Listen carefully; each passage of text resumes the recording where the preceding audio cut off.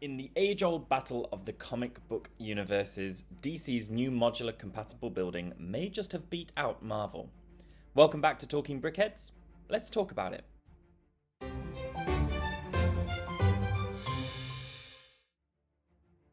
After last year's X-Mansion, this year LEGO are giving DC fans their own large modular building with set 76300, an enormous 2,953 piece depiction of the infamous Arkham Asylum.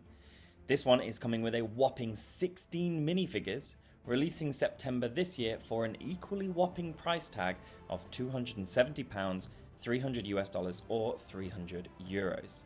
It all looks incredible even at first glance. Beyond just that, it looks exactly as if it jumped off the pages of a DC comic, perfectly capturing that gothic, gritty feel of Batman. And speaking of comics, there are 65 stickers. Yes, I know, stickers, but still. And these are all references and nods to the source material, so see how many you can find in this video. But first, let's talk about those 16 minifigures because wow, oh wow, am I so impressed, even as someone who is not a diehard DC fan. Starting off with a very exciting one for fans, appearing for the first time in LEGO form is Batwing, and he looks incredible. I love that blue bat on his chest, the pieces used for the wings also look great, and overall the character really gives off that high-tech feel needed. Next to him is the man of the hour. We get a classic Batman with what seems to be a new style of cape, which looks great. And he is beside his trusty sidekick Robin, who comes with a darker outfit than the classic suit and smaller legs. Rounding out our hero lineup is Batwoman in a new redesign with a slightly more detailed printing than we've seen previously. Now, the stars of this set, though, are our villains and asylum inmates, some of which come in appropriate orange inmate outfits, such as our first one here, Harley Quinn.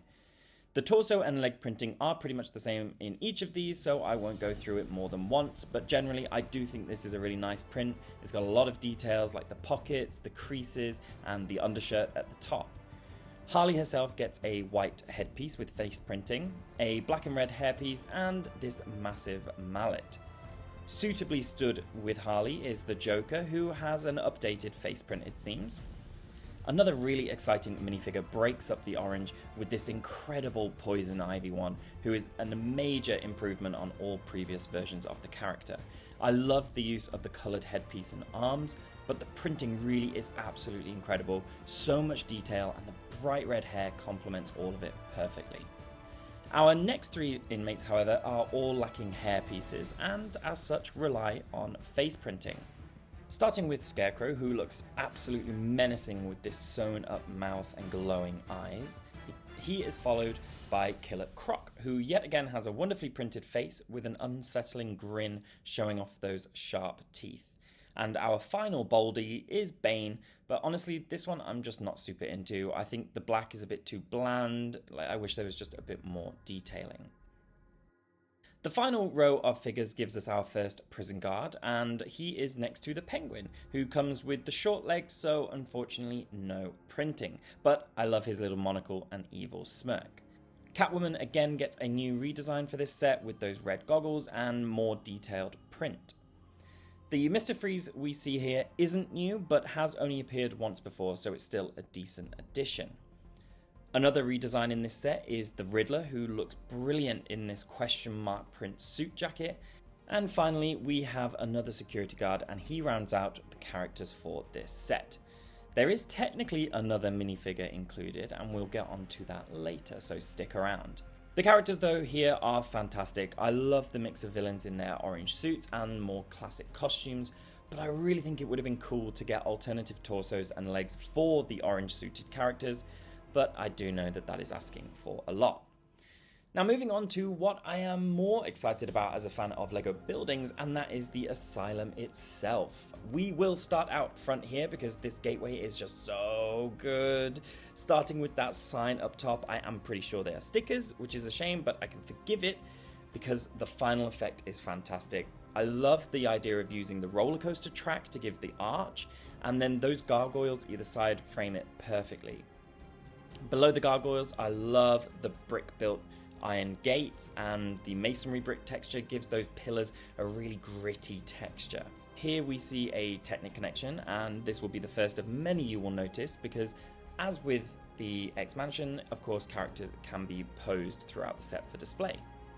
Our first escapee, Killer Croc, is here breaking through the fence, and I just think the use of black hot dog pieces is hilarious for the bent bars. Behind the gates and above the main entrance sign stickers though is the minifigure I was just talking about earlier, and that is the Angel statue. The wings from the Dungeons & Dragons CMF recolored in grey here work fantastically, and I love that face print. What an amazing addition. But zooming back out now to the building itself, as it is on a corner, I really like that effect. And I love the choice of brick colour for the walls and the framing of that using the light bluish grey pillars. It just gives that really sort of Batman feel. Details like the bars on some of the windows and these CCTV cameras also add great details, and the right side of the asylum houses a watchtower which also has a nice Smile You're on Camera Easter egg poster. Our eco-terrorist Poison Ivy has taken over the left side's first floor with all of these plant elements climbing out of the windows and down the walls.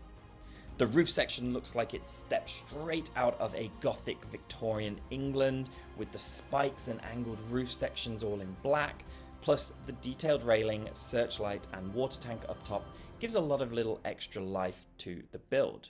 Now turn it around and we get the final talking point of the exteriors, and that is the 6 prison cells for our 6 inmates, all of which have back walls that can be detached for escape.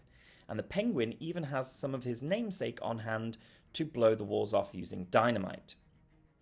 Back here we also get a look at the prisoner transfer vehicle included as a side build for the set, and this little area with the back door and garbage bin.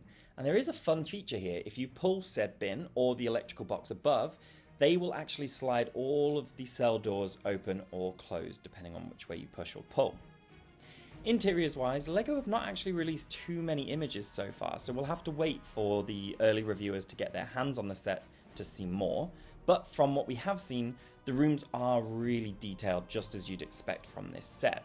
There's an inmate intake area with a reception desk manned by one of the security guards, and this also has everything you need to book someone, such as the area for their mugshots. There's also a computer that worryingly says open all cell doors, and a little staff break room behind the wall. There is another room, and that so far seems to be an interview suite, which has been taken over by Harley for a therapy session maybe. And of course, the other side of the cells that we saw from the outside also make up part of the interiors. Now, this set is absolutely amazing to look at. I love all of the details throughout, and I think this does look better, in my opinion, than the X Mansion, especially considering this has details front and back. Now, you let me know in the comments which is your favourite detail, and if you found any of those stickers referencing the comics I mentioned at the start of the video. Remember to like the video to help me drive engagement, and subscribe for more LEGO content from me. Thank you for watching, and as always, happy building!